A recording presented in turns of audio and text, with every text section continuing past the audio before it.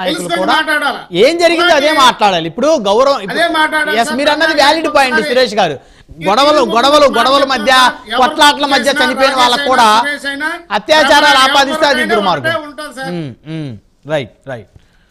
ప్రసాద్ గారు, సప్తగిరి ప్రసాద్ గారు, ఇప్పుడు భాష అనే పాయింట్ వచ్చినప్పుడు కొడాలి నాని కన్నా ఎక్కువగా భాష మాట్లాడిన వాళ్ళు ఎవరన్నా ఉన్నారా? అంటే వంశీ ఎమ్మెల్యేల లిస్ట్ తీసుకుంటే ఆయన ఎమ్మెల్యే లిస్ట్ తీస్తే ఎవరైనా తీసుకోండి. కొడాలి నాని మాట నేను ఇక్కడ క్వశ్చన్ చెప్తున్నా. జగన్మోహన్ రెడ్డికి 11 సీట్లు పతనం అయిపోవడానికి ప్రధాన కారణం లా అండ్ ఆర్డర్ ఒక ఆస్పెక్ట్ అయితే, వాళ్ళ నాయకులు మాట్లాడిన భాష, వాళ్ళ మంత్రులు మాట్లాడిన భాష, వాళ్ళ మంత్రులు రెచ్చిపోయిన తీరు, ఉపయోగించినటువంటి లాంగ్వేజ్ చాలా దోహదపడింది. సాక్షాత్తు ముఖ్యమంత్రి అంతటి వాడే, జగన్మోహన్ రెడ్డి అంతటి వాడే పవన్ కళ్యాణ్కి ప్రతి ప్రభుత్వ మీటింగ్ లోనూ 3 భార్యలు, షర్ట్లు మార్చినట్టు మారుస్తాడు అట్లా అని చెప్పి డెలిగేటరీగా మాట్లాడినాడు. నీ పతనానికి అది కూడా ముఖ్యమైన కారణం. నీ అధికార ప్రతినిధులు, నీ లీడర్లు ఎవరు తెలుసా? ప్రెస్ మీట్లు పెట్టి మాట్లాడే వాడు అమెరికాలో ఒకడు ఉంటాడు, పంచ్ ప్రభాకర్ రెడ్డి అని. వాడంత ఎదవ నాకు తెలిసి భారతదేశంలో ఇంకెవడు వాడు. నీ పార్టీ ఎన్ఆర్ఐ విభాగం వాడు అమెరికాలో కూర్చొని మాల మాదిగ నా కొడుకులు అవును తిట్టాడండి. అవన్నీ ఉన్నాయి కదా. తిట్టావా? నిన్ను వదిలేస్తారా? శిక్షించాలి, ఖచ్చితంగా శిక్షించాలి. ఇంకొకలా ఆ విధంగా కులాల పేర్లతో దూషించి సమాజాన్ని సమాజంలో గొడవలు క్రియేట్ చేయకుండా ఉండే విధంగా చేయాలి. వాడు అమెరికాలో కూర్చొని మాల మాదిగ నా కొడకల్లారా అని ఉమ్మినాడు వాడు. నీ పార్టీ ఎన్ఆర్ఐ విభాగం అధ్యక్షుడు. వాడు మాట్లాడిన భాష ఎన్ఆర్ఐ విభాగం ఆ పదమేమి లేదనుకుంటండి. పదవి లేదండి అతనికి. అదే చెప్తున్నాం. అదే మా పార్టీ ఎన్ఆర్ఐ విభాగం అధ్యక్షుడే కాదండి.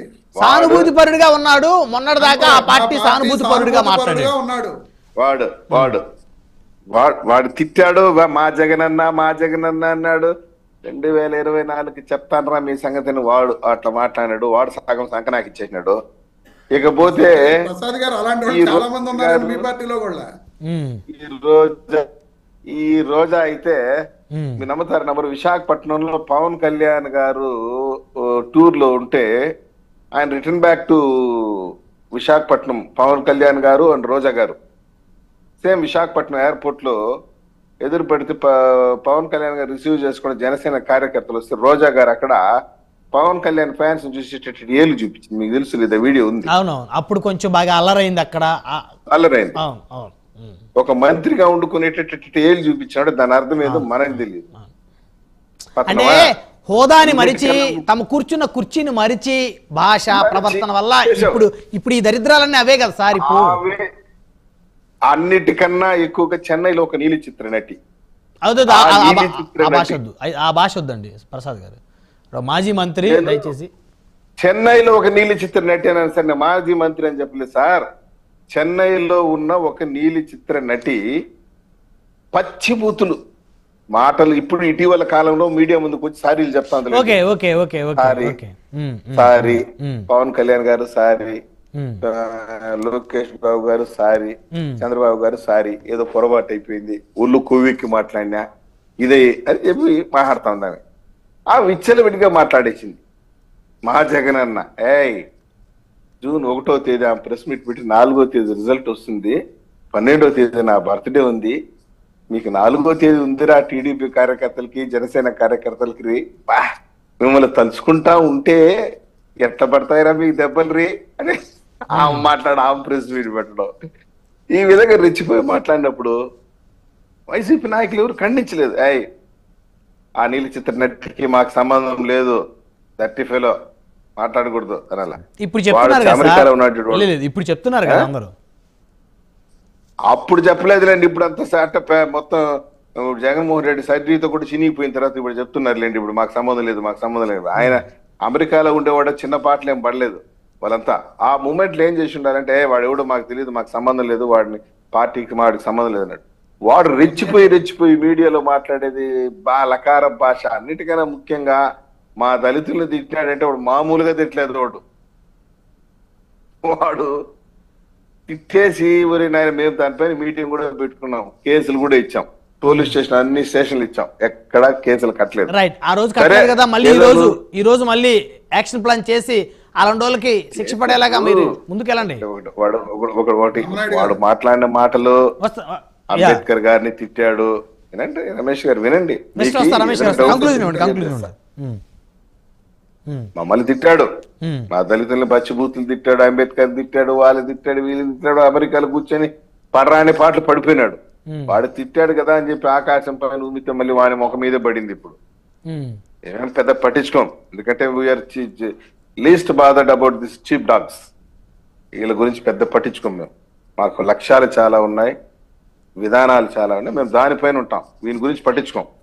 మేం తలుచుకుంటే వాడు ఇండియాలో కాలు పెట్టలేడు, ఈ భారతదేశంలో ఏ మూలలో పెట్టలేడు, కానీ మేము అంత నీచానికి దిగజారం. వాడు ఎవడో నోరు బారేసుకున్నాడు కదా, పోనీ వాడు పాపాను వాడు పోతాడని వదిలేసే తత్వమే. ఇంకా వాడు ఇన్నోవేటబుల్, ఇంకా వాడు తప్పదు, ఇంకా రెచ్చిపోయి, ఇంకా విపరీతమైపోయి, ఇంకా భరించలేని పరిస్థితి వచ్చినప్పుడు తోక కట్ చేస్తాం, దాంట్లో సందేహం లేదు. ఎవరిని కూడా వాడు ఎవడో మాట్లాడడానికి సరిపోని పడి సావని మనం పట్టించుకోం, మా నేచర్ అటువంటిది. ఇంకా వాడు రెచ్చిపోయి ఇంకా ఇన్నోవేటబుల్, ఇంకా భరించలేని పరిస్థితి వచ్చేసింది అన్నప్పుడు కట్ చేయటమే. ఏదైనా చట్టపరంగా అందరూ కూడా అగ్రెసివ్ గా ముందుకు వెళ్ళాలి, ఒకట్లో డిసిప్లిన్ యాక్షన్స్ ఉండేది. ఇవన్నిటికీ ఈ భాష అనే పాయింట్ వచ్చినప్పుడు మీకన్నా మేము ఎక్కువ మాట్లాడలేదు కదా. రైట్, కంక్లూడ్ చేయండి సార్, సమయం తక్కువ ఉంది. రమేష్ గారు, మీకన్నా నేను ఎక్కువ. రమేష్ గారు రెస్పాండ్ అవ్వండి. ఇప్పుడు మన సప్తగిరి ప్రసాద్ గారు కొడాల నాని గారి గురించి లేదా రోజా గారి గురించి ఇతరుల గురించి చెప్పడం జరిగింది. కానీ బొండా ఉమా గారు ఆ రోజున అసలు ఈ లకారాల భాష మొట్టమొదట 2014లోనే అసెంబ్లీలో బొండా ఉమా గారు మొదలు పెట్టారు.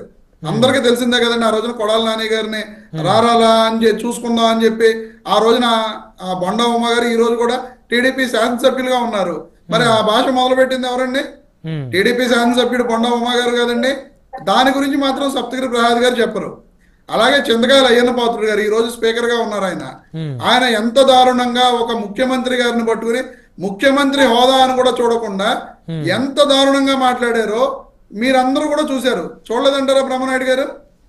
చెత్త నా కొడుకు, చెత్త ముఖ్యమంత్రి, ఇలాగా దారుణంగా మాట్లాడారు. మరి ఆ రోజున ఇదే సప్తగిరి ప్రసాద్ గారు కానీ చంద్రబాబు నాయుడు గారు కానీ నువ్వు మాట్లాడటం తప్పు అని చెప్పి చంద్రబాబు నాయుడు గారు ఎక్కడన్నా స్టేట్మెంట్ ఇచ్చిన దాఖలాలు ఉన్నాయండి?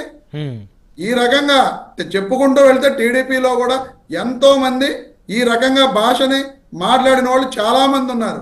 కానీ ఏంటంటే ఆ రోజు చంద్రబాబు నాయుడు గారు ఖండించలేదు, కానీ ఈ రోజున జగన్మోహన్ రెడ్డి గారు మాత్రమే ఖండించలేదు అనేది వీళ్ళు ప్రజల్లోకి తీసుకెళ్లే ప్రయత్నం చేస్తున్నారు. కానీ వాస్తవంగా మరి చంద్రబాబు నాయుడు గారు ఖండించిన విషయాలు చింతకాయల అయ్యన్న పాత్రుడు గారు మాట్లాడినప్పుడు కానీ, బొండా ఉమా గారు మాట్లాడినప్పుడు కానీ, దేవినేని ఉమా గారు మాట్లాడినప్పుడు కానీ, ఇతరులు మాట్లాడినప్పుడు కానీ చంద్రబాబు నాయుడు గారు ఎందుకు ఖండించలేదండి? ఇక్కడ ఒక్క విషయం అండి, మీ మాటకు అడ్డొస్తున్నాను నేను. రమేష్ గారు, అంటే సాధారణంగా గతంలో అంటే ఇద్దరు ముఖ్యమంత్రులు మనం కంపేర్ చేస్తే జగన్మోహన్ రెడ్డి గారు వేదికను పంచుకున్నటువంటి ఆ రోజు మంత్రిగా ఉన్నటువంటి జోగి రమేష్ గారు ప్రభుత్వ కార్యక్రమంలో కూడా ఆ రోజు చంద్రబాబు గారిని, పవన్ కళ్యాణ్ గారిని ఇష్టానుసారంగా ఆయన భాష మాట్లాడినప్పుడు ఎక్కడ కూడా జగన్ గారు కరెక్ట్ కాదు, తప్పు అని చెప్పేసి అన్న పరిస్థితి లేదు. అయితే గ్రీష్మ గారు తెలుగుదేశం పార్టీ నుంచి ఆవిడ కొంచెం మాట్లాడినప్పుడు చంద్రబాబు గారు ఖండించారు, వద్దమ్మా మంచిగా మాట్లాడండి, గౌరవంగా మాట్లాడండి. అలా చాలామంది అనేక సందర్భాల్లో అనేక మందిని కూడా వారు ఏదన్నా ఒక స్టెప్ ముందుకు వెళ్ళినప్పుడు భాష కొంచెం కంట్రోల్ తప్పుతున్న క్రమంలో వేదిక మీద అయితే ఆయన ఖండించిన మాట ఉంది, దాన్ని ఒప్పుకుందాం మనం. సార్, ఇప్పుడు బొండా ఉమా గారు కానీ చింతకాయల అయ్యన్న పాత్రుడు గారు కానీ మాట్లాడినప్పుడు చంద్రబాబు నాయుడు గారు ఖండించిన దాఖలాలు మీరు ఉన్నాయా? మీరు విన్నారా? ఎక్కడా వినలా. అంటే గ్రీష్మ గారి విషయం మాట్లాడింది ఆవిడ, ఆయన ఇలా అన్నారు తప్ప చెయ్యి అలా చూపించారు ఆ రోజున కూడా. నాకు ప్రతిదీ నాకు కూడా గుర్తే ఉందండి. కానీ మరి చింతకాయల అయ్యన్న పాత్రుడు గారు ఎంత దారుణంగా మాట్లాడారో మనందరం చూసాం. బొండా ఉమా గారు అసెంబ్లీలోనే మాట్లాడారు. మరి ఖండించినట్లుగా చంద్రబాబు నాయుడు గారు అలా మాట్లాడొద్దు అని చెప్పి ఖండించినట్లుగా మనకి ఎక్కడా కూడా స్టేట్మెంట్స్ కానీ ఎక్కడ కానీ వచ్చిన దాఖలాలు నేనైతే చూడలా. మీరేమన్నా చూసారా? మరి మీరే చెప్పాలి. మరి ఆ రోజున ముఖ్యమంత్రిగా ఉన్న చంద్రబాబు నాయుడు గారు లేదా ప్రతిపక్ష నాయకుడిగా 2019 నుంచి 24 మధ్య తన పార్టీ నాయకులు మాట్లాడుతున్నప్పుడు ఖండించిన చంద్రబాబు నాయుడు గారు మరి ఈ రోజున ఈ భాష గురించి వీళ్ళు ఎలా మాట్లాడారు, వీళ్ళు తప్పు అని చెప్పి ఆయన ఖండిస్తున్నారు. సరే, ఒక స్టెప్ ఆయన తీసుకున్నారు కాబట్టి అందరం కూడా ఆ స్టెప్ కొని మనందరం కూడా మంచి ఇది చేయాలి, చేసుకుంటూ వెళ్దాం అని అడగడంలో తప్పులేదు. కానీ ఆయన కేవలం ఈ రోజు సప్తగిరి ప్రసాద్ గారు అయినా సరే వైఎస్ఆర్ కాంగ్రెస్ పార్టీ వాళ్ళు మాత్రమే ఈ భాష విషయంలో తప్పులు చేశారు అన్నట్టుగా మాట్లాడటం అనేది కరెక్ట్ కాదు అని చెప్పడం మాత్రమే నా ఉద్దేశం. అక్కడ రమేష్ గారు ఎవరు మాట్లాడినా, ఎవరు క్రైమ్ చేసినా, ఎవరు మహిళల్ని హింసించినా ఖచ్చితంగా వారందరి మీద పార్టీలకు కులాలకు అతీతంగా చర్యలు తీసుకోవాలని చెప్పేసి చంద్రబాబు గారు, పవన్ కళ్యాణ్ గారు, హోంమంత్రి వంగలపూడి అనిత గారు వాళ్ళ క్యాబినెట్లోనే వాళ్ళు డిక్లేర్ చేశారు. ఆ తర్వాత చంద్రబాబు నాయుడు గారు, పవన్ కళ్యాణ్ గారు, హోంమంత్రి అనిత గారు క్యాబినెట్ లోనూ డిక్లేర్ చేస్తున్నారు, వేదికల మీద చెప్తున్నారు. కానీ పరిస్థితులు ఆ విధంగా కింద స్థాయిలో లేవు అని చెప్పడమే మా ఉద్దేశం. అలా ఉంటే ఇప్పుడు మేము కూడా రే బాబు నిజంగా టీడీపీ పార్టీ వాళ్ళని అరెస్ట్ చేశారు ఇలా మాట్లాడితే, లేదు జనసేన పార్టీ వాళ్ళని అరెస్ట్ చేశారు వాళ్ళ ఇలా యాక్షన్ తీసుకుంటున్నారు అని చెప్పి మేము కూడా చెప్తాం కదండి ఇదే డిబేట్ లో. ఇప్పుడు ఏమంటే మా వాళ్ళ మీద నెక్స్ట్ మనకు ఒక బ్రేకింగ్ కూడా అందుతా ఉంది రమేష్ గారు. వైఎస్ఆర్ కాంగ్రెస్ పార్టీ అధికారంలో ఉన్నప్పుడు ఎవరైతే రామ్ గోపాల్ వర్మ గారు తన ఇష్టానుసారంగా తన ట్వీట్లతోటి, తన పోస్టింగులతోటి, అదేవిధంగా తన ఏకంగా సినిమాలతోటి రెచ్చిపోయి ప్రతిపక్ష నేతల మీద విరుచుకుపడ్డాడో, ఈరోజు ఆయన్ని కూడా ఈ ప్రభుత్వం అరెస్ట్ చేసేందుకు రంగం సిద్ధమైనట్టయితే తెలుస్తా ఉంది. ఇప్పుడు అదే చెప్తున్నాను సార్, ఇప్పుడు అందరి మీద అదే చర్యలు ఉండాలి కదా. ఉంటాయండి, కాస్త వెనక ముందు. గోపాల్ వర్మ గారిని అరెస్ట్ చేస్తున్నారని చెప్పి మీరే చెప్తున్నారు. టీడీపీ అధికార ప్రతినిధిగా ఉన్న మహాసేన రాజేష్ గారికి కూడా అదే అందరికీ ఒకటే శిక్షలు ఉంటాయండి. ఇక్కడ చంద్రబాబు గారి ప్రభుత్వంలో ఒకరు ఎక్కువ ఒకరు తక్కువ కాదు, అందరికీ ఒకటే శిక్షలు ఉంటాయి. ఇక్కడ ఏదైతే రామ్ గోపాల్ వర్మ గారికి అయితే దాదాపుగా ఆయన అరెస్ట్కి రంగం సిద్ధం అవుతున్నట్లయితే చాలా స్పష్టంగా అర్థమవుతుంది. అంతేనా? కరెక్ట్ అన్నా సప్తగిరి ప్రసాద్ గారు?